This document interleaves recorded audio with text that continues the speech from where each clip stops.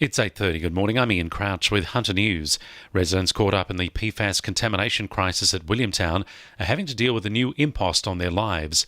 Residents living in the red zone on Cabbage Tree Road will soon have to contend with a sand mine as a neighbour after the Planning Assessment Commission approved the project yesterday.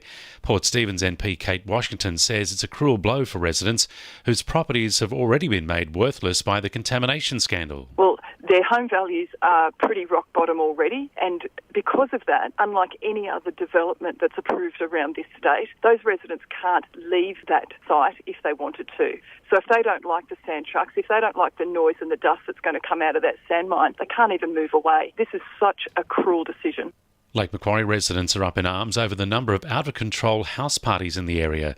It comes after an 18-year-old man was stabbed in the thigh last week at a house party in South Street, Windale, which the Herald reports was advertised on social media. Police have met with members of a local community group and state government officials, vowing to tackle the problem.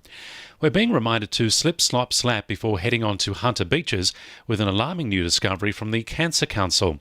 Researchers have found men who previously had melanoma have a 25% increased risk of prostate cancer than the general population.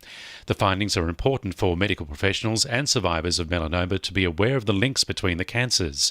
The Cancer Council's Hunter manager, Shane Connell, says the information should prompt GPs to ask more questions, which could save many lives. For GPs, it's also really important. It means that making sure that GPs are running those tests and talking to men who have had previous treatment around melanoma for prostate cancer could be really important as well. Obviously, sun protection is really key. We all know, slip, slop, slap, seek and science is really important, making sure that we stay away from those UV rays. A Newcastle man who's been on the run since earlier this year has finally been arrested in South Australia. Officers from Strike Force Raptor helped find the 48-year-old who was arrested yesterday at Gawler, north of Adelaide. He's wanted over a breach of his parole and is expected to face Elizabeth Magistrates Court today. Detectives will travel there in coming days to seek his extradition to New South Wales. Port Stephens residents are set to benefit from the area's first X-ray centre at Tomaree Community Hospital. Local patients will no longer have to travel for low-cost medical services.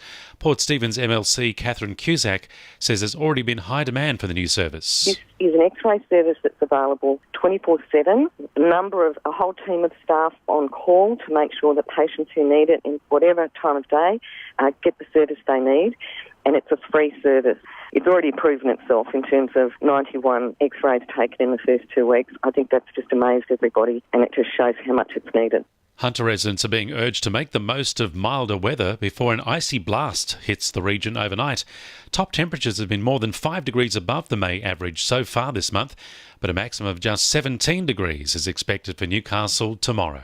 Sport for our sponsor, PRD Nationwide East Maitland. The Newcastle Knights could be up to sign Melbourne forward Tim Glaspie. There's been speculation the 29-year-old Melbourne Storm player is looking to switch clubs after rejecting a re-sign with the club and a recent visit to Newcastle.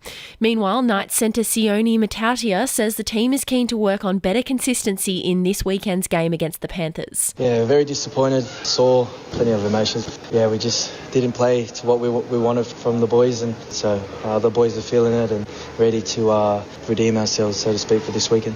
The Jets are already on the lookout for new players for the next A-League season. New Zealand midfielder Matthew Redenton is expected to join under a 2-year contract, and coach Ernie Merrick says the club is keen to sign another marquee.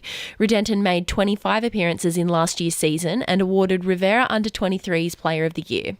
And Newcastle Rugby League officials are still in discussions about when this year's grand final will be held. It's expected to be held in late September, but the date will be confirmed by the board later this month. That's Sport. I'm Laren Kemp. And the winning numbers in Wednesday Lotto are 42, 18, 2, 3, 33 and 16, and the supplementaries are 26 and 14. 2NURFM News Time, 26 to 9.